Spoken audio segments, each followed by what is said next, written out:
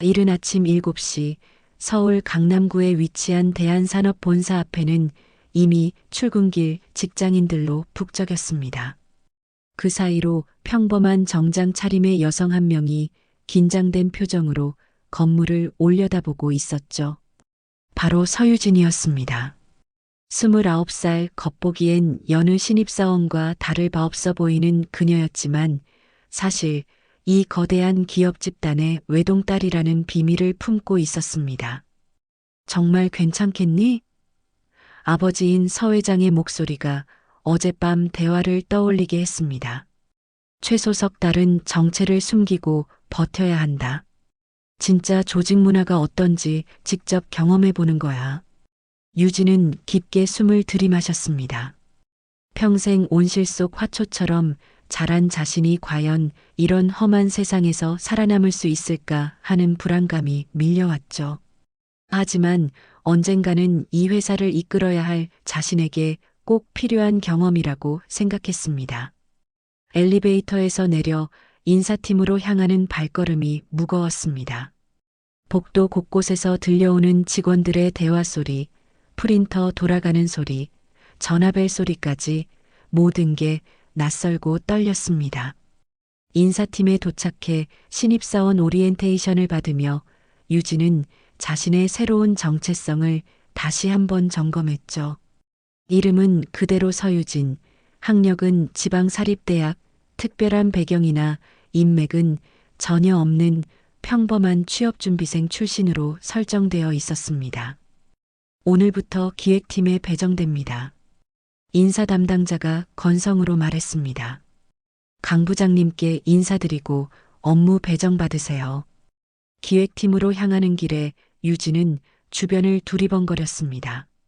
사무실 풍경이 생각보다 삭막했고 직원들 표정도 그리 밝지 않았죠. 아버지 회사라고 해서 무언가 특별할 거라 기대했는데 여느 대기업과 별반 다르지 않아 보였습니다.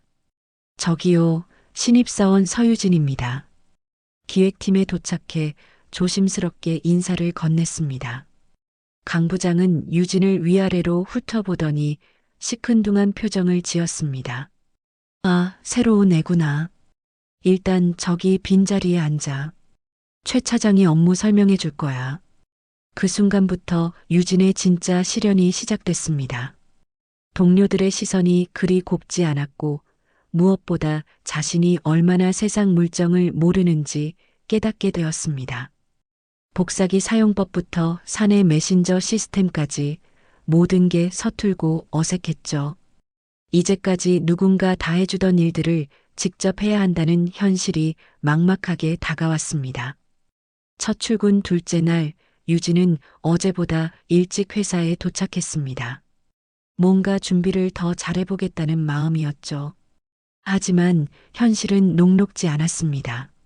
아침 9시부터 시작된 팀 회의에서 유진은 구석진 자리에 앉아 있을 수밖에 없었고 회의 내용도 절반 이상 이해하기 어려웠습니다. 신입, 커피 좀 타와. 강 부장이 무심코 던진 말에 유진은 당황했습니다. 회의 중간에 갑자기 심부름을 시키다니.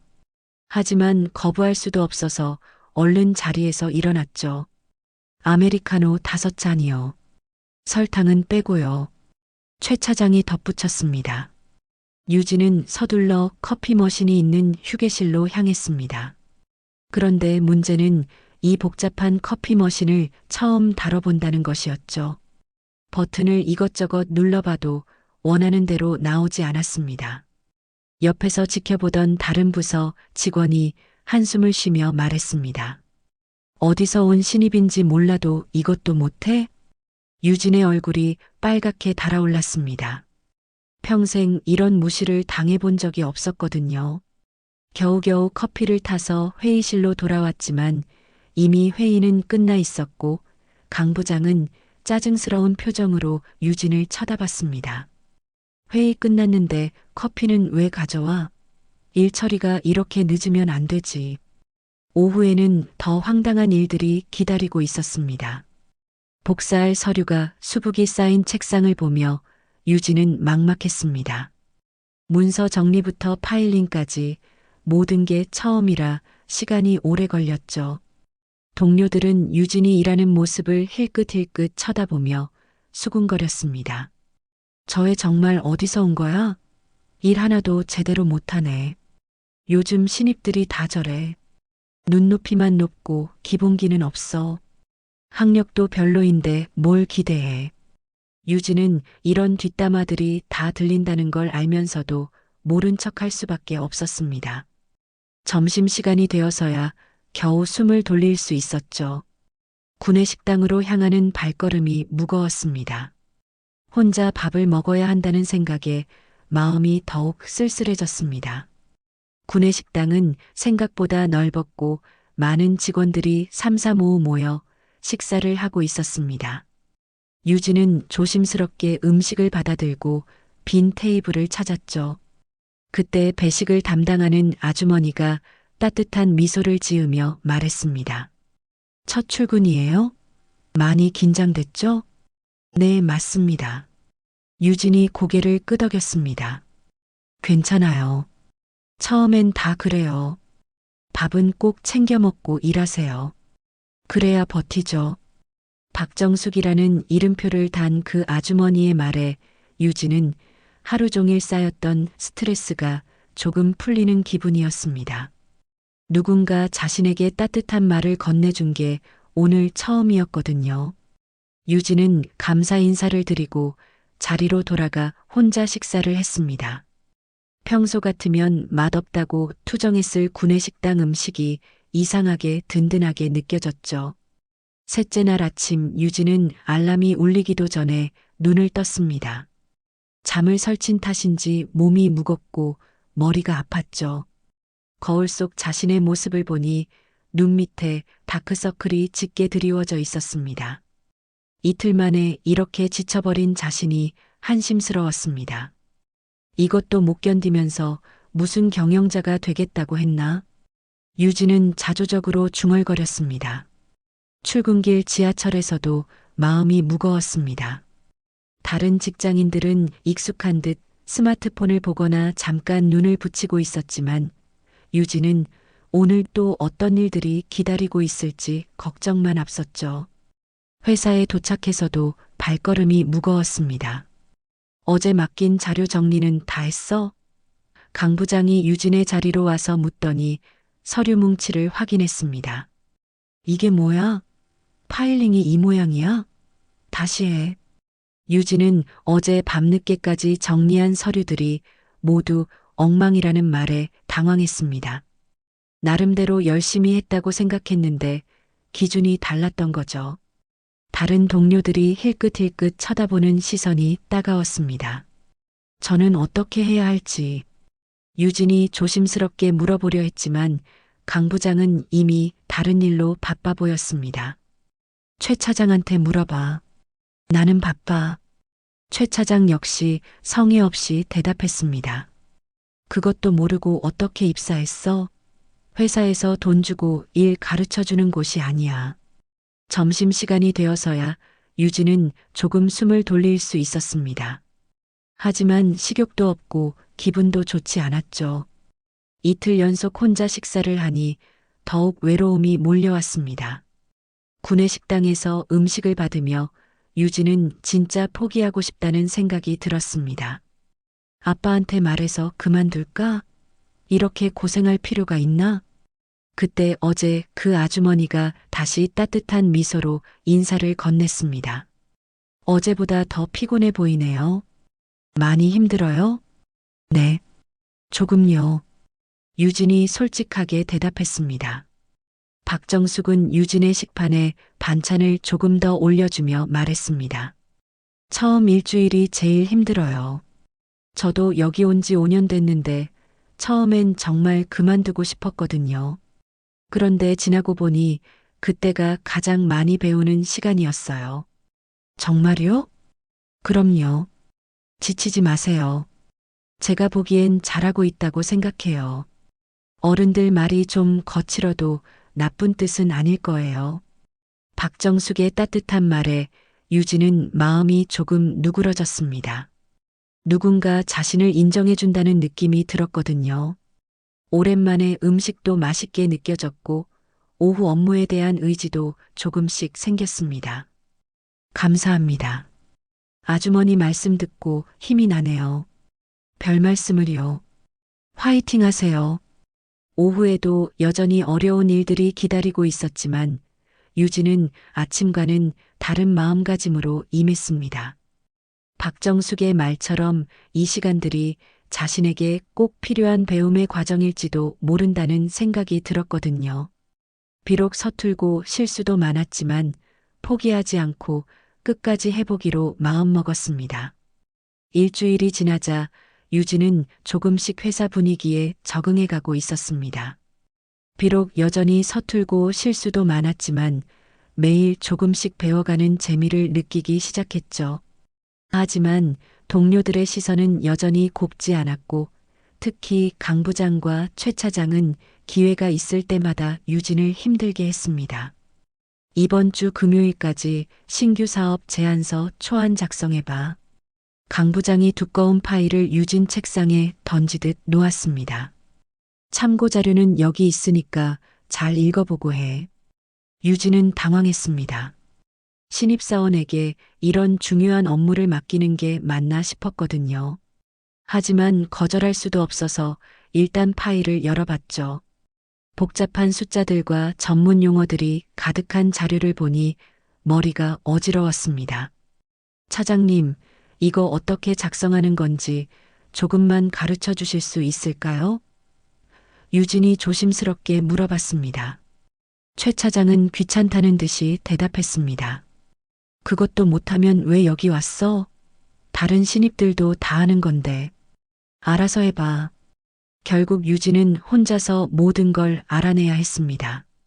밤늦게까지 회사에 남아서 인터넷 검색도 해보고 다른 부서 자료도 찾아보며 겨우겨우 제안서를 완성했죠. 금요일 아침 떨리는 마음으로 강 부장에게 제출했습니다. 뭐야 이게? 강 부장이 제안서를 훑어보더니 얼굴이 일그러졌습니다. 이런 식으로 하면 어떻게 해? 숫자도 틀렸고 형식도 엉망이야. 죄송합니다. 다시 해보겠습니다. 다시 하긴 뭘 다시 해. 이미 늦었어.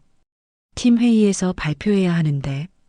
오후 팀 회의 시간이 되자 강 부장은 유진을 회의실로 불렀습니다. 다른 팀원들이 모두 모인 자리에서 강 부장은 유진의 제안서를 펼쳐놓고 말했죠. 이게 신입이 작성한 제안서야. 다들 한번 봐봐. 이런 식으로 일하면 안 되는 거 알지? 유진의 얼굴이 빨갛게 달아올랐습니다.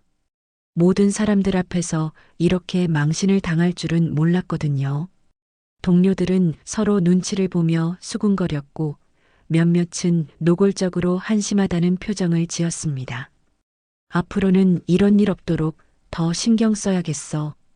강 부장의 마지막 말에 유진은 고개를 숙일 수밖에 없었습니다. 회의가 끝나고 자리로 돌아온 유진은 책상에 앉아서 한동안 말을 하지 못했습니다. 억울하기도 하고 창피하기도 했죠. 제대로 된 가이드라인도 없이 혼자 작성하라고 해놓고는 결과만 가지고 이렇게 공개적으로 비난하다니. 점심시간이 되어서도 식욕이 나지 않았습니다. 구내식당에서 음식을 받으며 유진은 우울한 표정을 감추지 못했죠. 박정숙이 그런 유진을 보더니 걱정스러운 목소리로 물었습니다. 오늘 무슨 일 있었어요? 표정이 너무 안 좋아 보여요. 아니에요. 그냥 일이 좀 힘들어서요. 박정숙은 유진의 식판에 따뜻한 국을 한 그릇 더 올려주며 말했습니다. 힘들 때일수록 든든하게 드세요. 그리고 너무 자책하지 마세요. 처음엔 누구나 실수하는 거예요. 중요한 건 포기하지 않는 거죠. 감사합니다. 그런데 정말 괜찮을까요? 물론이죠. 저는 매일 보는데 정말 열심히 하고 있어요. 분명 잘 될 거예요. 박정숙의 따뜻한 응원에 유진은 조금씩 마음을 다잡을 수 있었습니다. 비록 힘들고 어렵지만 이 모든 경험이 자신을 성장시키는 과정이라고 생각하기로 했죠. 한 달이 지나면서 유진은 점점 더 큰 업무들을 맡게 되었습니다. 이번에는 본사에 제출할 중요한 분기 보고 자료를 정리하는 일이었죠. 강 부장이 유진을 부르더니 말했습니다. 이번 주까지 이 자료들 정리해서 보고서 만들어봐. 본사 임원진들이 보는 거니까 실수하면 안 돼. 유진은 두꺼운 파일 뭉치를 받아들고 막막했습니다. 각 부서에서 올라온 데이터들을 종합해서 하나의 완성된 보고서로 만들어야 하는 작업이었거든요. 하지만 이번에는 포기하지 않기로 마음먹었습니다. 그동안 배운 것들을 총동원해서 최선을 다해보자고 생각했죠. 매일 밤 10시가 넘어서야 퇴근하는 날들이 이어졌습니다. 다른 직원들이 모두 퇴근한 텅 빈 사무실에서 유진은 혼자 컴퓨터 앞에 앉아 자료를 정리했죠. 숫자 하나하나 확인하고 그래프도 다시 그리고 문장도 여러 번 다듬었습니다. 평생 이렇게 치열하게 일해본 적이 없었지만 뭔가 성취감도 느껴졌습니다. 이번엔 정말 잘해보자. 유진은 중얼거리며 밤늦게까지 작업을 계속했습니다. 마침내 완성된 보고서를 보니 나름 만족스러웠습니다. 데이터 분석부터 결론 도출까지 논리적으로 잘 연결된 것 같았거든요. 다음 날 아침 일찍 출근해서 강 부장에게 제출했죠. 수고했어. 내가 검토해보고 본사에 올릴게. 강 부장이 간단히 말했습니다. 이틀 후 본사 임원진들이 참석하는 분기 보고회의가 열렸습니다. 유진은 자신이 만든 보고서가 어떻게 발표될지 궁금해서 회의실 근처에서 기웃거렸죠. 그런데 회의실에서 들려온 강 부장의 목소리에 유진은 깜짝 놀랐습니다. 이번 분기 실적 분석은 제가 직접 담당했습니다. 특히 신규 사업 부문의 성장률 분석에 많은 시간을 투자했죠. 유진은 귀를 의심했습니다. 자신이 밤새워 만든 보고서를 강 부장이 자신의 작품인 양 발표하고 있었거든요. 게다가 임원들이 수고 많으셨습니다. 분석이 정말 훌륭하네요라며 칭찬하는 소리까지 들렸습니다. 회의가 끝나고 강 부장이 나오자 유진은 다가가서 조심스럽게 물어봤습니다. 부장님, 그런데 제가 만든 보고서라고 말씀드리시지 않으셨나요? 뭔 소리야? 너는 그냥 자료 정리만 한 거고 실제 분석과 기획은 내가 한 거지. 신입이 뭘 안다고. 하지만 제가 직접. 야, 너 지금 뭐 하자는 거야? 회사에서 팀장이 부하 직원 업무 총괄하는 게 당연한 거 아니야? 개념 좀 있어.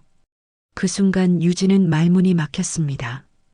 강 부장뿐만 아니라 주변에 있던 다른 직원들까지 유진을 이상한 사람 보듯 쳐다봤거든요. 마치 자신이 잘못된 말을 한 것처럼 느껴졌습니다. 점심시간이 되어서도 기분이 좋지 않았습니다. 구내식당에 가니 박정숙이 평소처럼 따뜻하게 인사를 건넸죠. 오늘은 왜 이렇게 기운이 없어요? 그냥 일이 좀 힘들어서요. 박정숙은 유진의 표정을 보더니 조용히 도시락 하나를 건넸습니다. 이거 집에서 싸운 건데 드세요. 기운 나실 거예요. 도시락을 받아든 유진은 화장실로 가서 혼자 열어봤습니다. 정성스럽게 쌓인 반찬들을 보니 갑자기 눈물이 핑 돌았습니다. 이 차가운 회사에서 자신을 진심으로 걱정해주는 사람은 박정숙뿐이라는 생각이 들었거든요. 유진은 눈물을 삼키며 마음을 다잡았습니다. 2달째가 되어가면서 유진의 상황은 더욱 악화되었습니다. 강 부장과 최 차장은 점점 더 노골적으로 유진을 무시했고 다른 직원들도 덩달아 유진을 따돌리기 시작했죠. 특히 상반기 전략 발표회를 앞두고 업무량이 늘어나면서 유진에게만 과도한 일들이 집중되었습니다. 야, 신입. 이거 다 복사해서 제보내놨어야 해. 내일 발표회 때 써야 하니까 오늘 밤까지 끝내놔. 강 부장이 또 다른 업무를 떠넘겼습니다. 네, 알겠습니다. 유진은 이미 체념한 상태였습니다.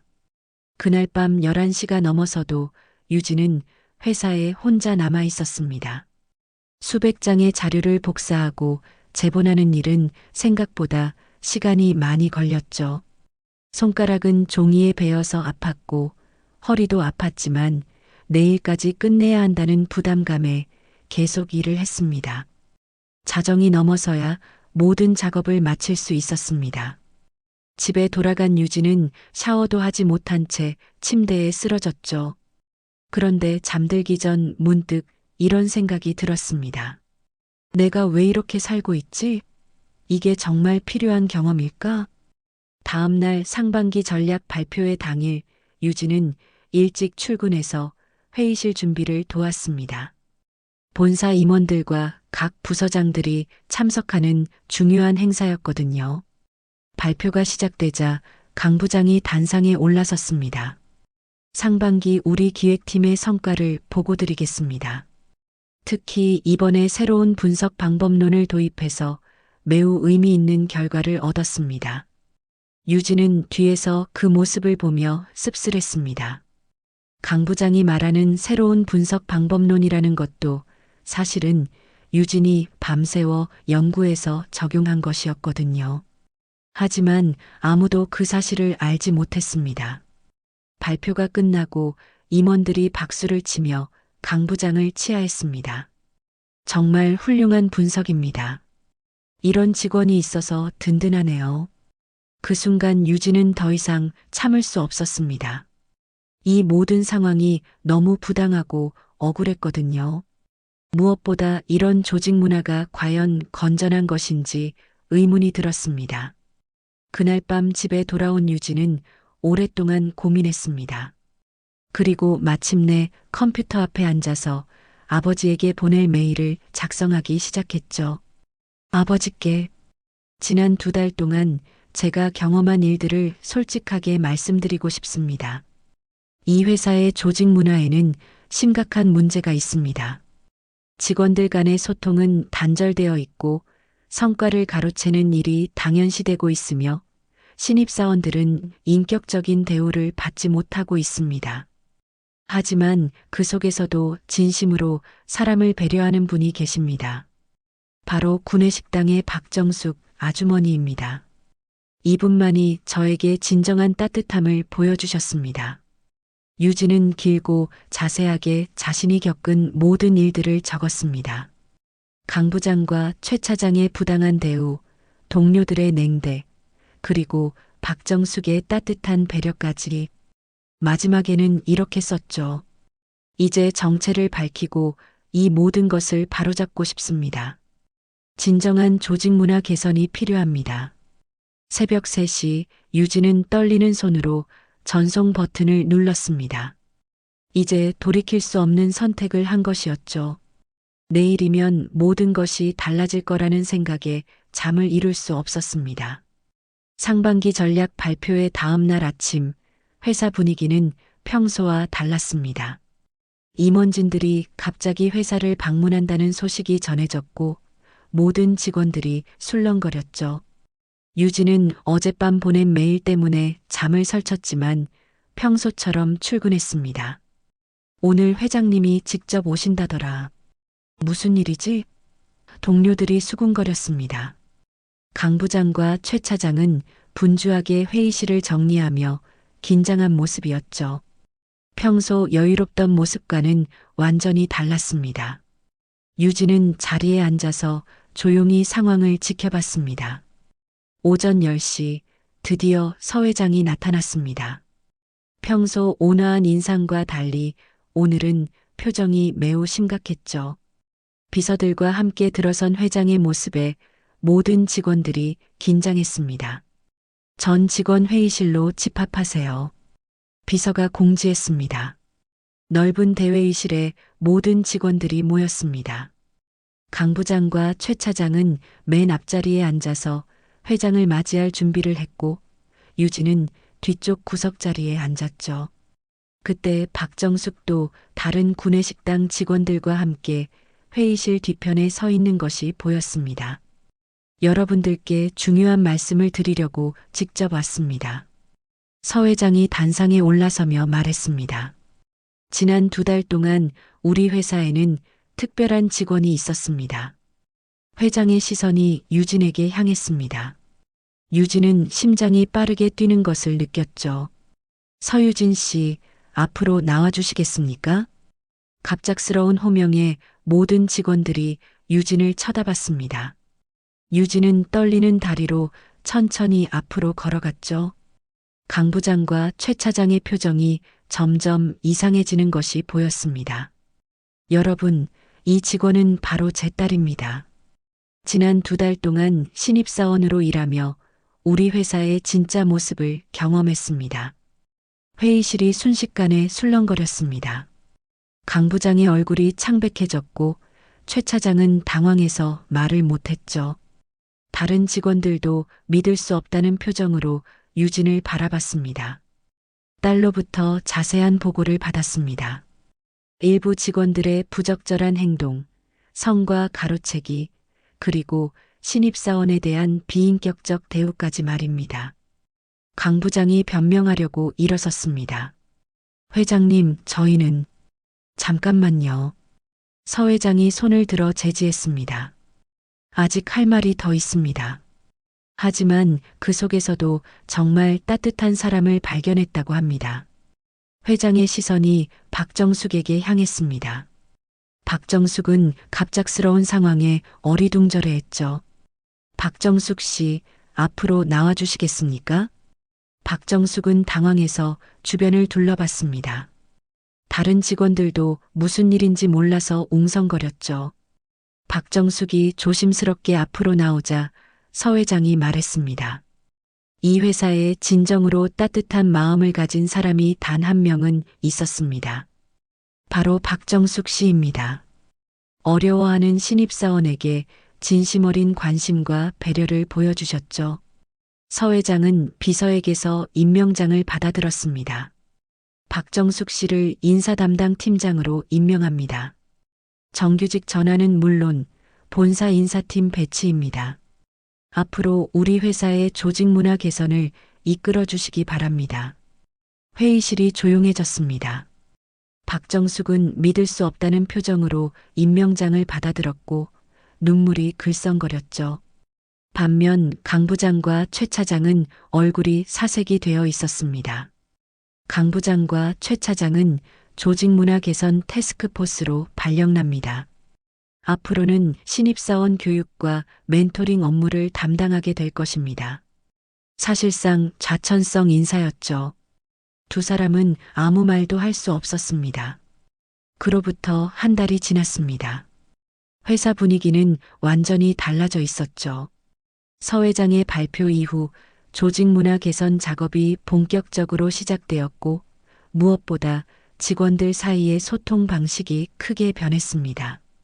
박정숙은 인사 담당 팀장으로서 새로운 신입사원 교육 프로그램을 만들고 직원들의 고충을 듣는 상담 창구를 운영하기 시작했습니다. 유진은 이제 더 이상 숨길 필요가 없어졌지만 여전히 일반 직원들과 똑같이 업무를 수행했습니다. 다만 이번에는 진짜 배우는 자세로 임했죠. 경영진의 시각에서만 보던 회사를 직원의 입장에서 이해하게 된 것은 정말 소중한 경험이었습니다. 유진 씨, 오늘 점심 같이 드실까요? 박정숙이 따뜻한 미소로 제안했습니다. 이제는 임원 식당에서 함께 식사를 하는 사이가 되었죠. 네, 좋습니다. 팀장님, 유진이 대답했습니다. 임원 식당에서 마주 앉은 두 사람은 자연스럽게 대화를 나눴습니다. 박정숙은 여전히 겸손했지만 새로운 역할에 대한 책임감과 의지로 가득해 보였죠. 처음엔 정말 당황스러웠어요. 제가 이런 중요한 일을 맡아도 되나 싶었거든요. 박정숙이 솔직하게 말했습니다. 아니에요. 팀장님이야말로 이 일에 가장 적합한 분이에요. 그때 저에게 해주셨던 따뜻한 말들을 기억해요. 밥은 꼭 챙겨 먹고 일하세요. 그래야 버티죠. 그 한마디가 저에게 얼마나 큰 힘이 되었는지 모르실 거예요. 박정숙의 눈가에 미소가 번졌습니다. 그냥 당연한 말을 한 건데 그렇게 기억해 주시니 고맙네요. 앞으로도 계속 함께 일하게 될 텐데 많이 배우고 싶어요. 진짜 사람을 생각하는 조직 문화가 뭔지 말입니다. 한편 강 부장과 최 차장은 조직 문화 개선 태스크포스에서 완전히 다른 모습으로 일하고 있었습니다. 처음에는 불만스러워했지만 점차 자신들의 잘못을 깨닫고 진심으로 변화하려고 노력하는 모습을 보였죠. 특히 새로 들어온 신입사원들을 대할 때는 과거와는 완전히 다른 태도를 보였습니다. 신입사원 여러분, 질문이 있으면 언제든지 편하게 말씀해 주세요. 처음엔 모르는 게 당연합니다. 강 부장이 신입사원 교육에서 말하는 모습은 예전과는 판이했습니다. 오후에 유진은 아버지 사무실을 찾았습니다. 서 회장은 딸을 보며 흐뭇한 표정을 지었죠. 어때? 이제 좀 회사가 어떤 곳인지 알겠니? 네, 아빠. 정말 많은 걸 배웠어요. 무엇보다 사람이 가장 중요하다는 걸 깨달았습니다. 박정숙 팀장님 같은 분들이 있어서 이 회사가 따뜻할 수 있는 거죠. 그래, 내가 그걸 알았으면 된 거야. 앞으로 이 회사를 이끌어갈 때 절대 잊지 마라. 진짜 리더는 사람의 마음을 움직일 수 있는 사람이야. 유진은 고개를 끄덕였습니다. 지난 2달 동안의 경험이 자신을 완전히 다른 사람으로 만들었다는 걸 느꼈거든요. 숫자와 전략만으로는 절대 알 수 없는 것들을 배웠습니다. 진정한 리더십이 무엇인지, 조직 문화가 얼마나 중요한지, 그리고 한 사람의 따뜻함이 얼마나 큰 변화를 만들 수 있는지 말입니다. 퇴근길에 유진은 박정숙과 함께 엘리베이터를 탔습니다. 두 사람은 앞으로의 계획에 대해 이야기했죠. 정말 많이 바뀔 것 같아요. 이제 직원들도 서로 더 배려하고 소통하려고 노력하는 모습이 보여요. 박정숙이 말했습니다. 네, 저도 그렇게 느껴요. 앞으로 함께 더 좋은 회사를 만들어가요. 모든 직원이 행복하게 일할 수 있는 그런 곳으로요. 유진은 마음속으로 다짐했습니다. 언젠가 이 회사의 경영자가 되었을 때 박정숙 같은 따뜻한 마음을 가진 사람이 되겠다고. 그리고 모든 직원들이 인간적인 대우를 받으며 일할 수 있는 조직을 만들겠다고 말입니다. 여기까지가 오늘 준비한 사연이었습니다. 이 이야기가 마음에 드셨다면 좋아요와 구독 부탁드립니다. 여러분의 소중한 댓글은 더 좋은 이야기를 만드는 힘이 됩니다. 감사합니다.